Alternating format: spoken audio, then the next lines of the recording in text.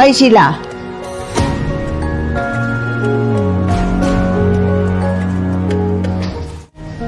বাথরুমেও তো নাই, দরজা তো খোলা। শিলা,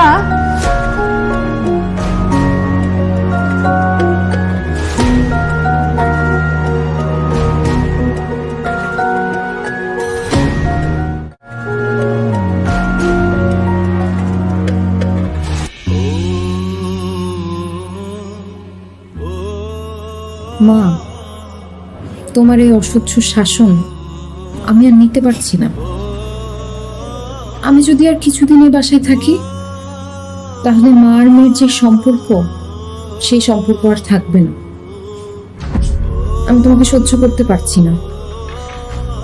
আমার একটা স্বাধীন জীবন দরকার, নিজের মতো করে বাঁচা দরকার, লাইফটাকে এনজয় করা দরকার। তোমার সাথে থাকলে সেটা আমি কোনোদিনও পারবো না।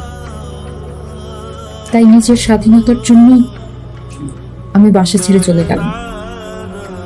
দয়া করে আমাকে খোঁজার চেষ্টা করবা না। শিলা, শিলা, শিলা,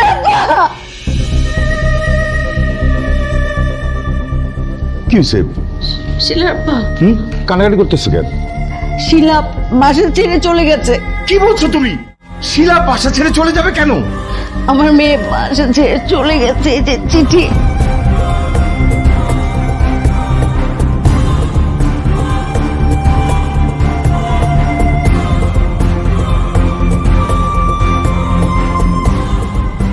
হায় আল্লাহ, আমার মেয়ে বাসা ছেড়ে চলে গেছে।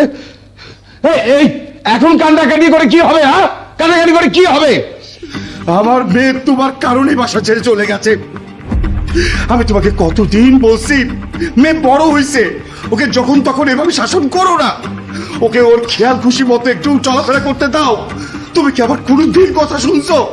যাত্রার সামনে ওকে চর থাপ্পড় মারছো, খারাপ ব্যবহার করছো, ওকে শাসন করছো। তোমার জন্য আমার মেয়ে বাসা ছেড়ে চলে গেছে। আমার মেয়ের যদি কিছু হয় না, তোমাকে আমি ছাড়বো না। শিলার আপা আমাকে খুন করে ফেলো, কিন্তু তার আগে আমার শিলাকে আমার কাছে এনে দাও। আমি আমি কথা দিচ্ছি, আমার মেয়ের সঙ্গে কোনো দিন খারাপ ব্যবহার করব না।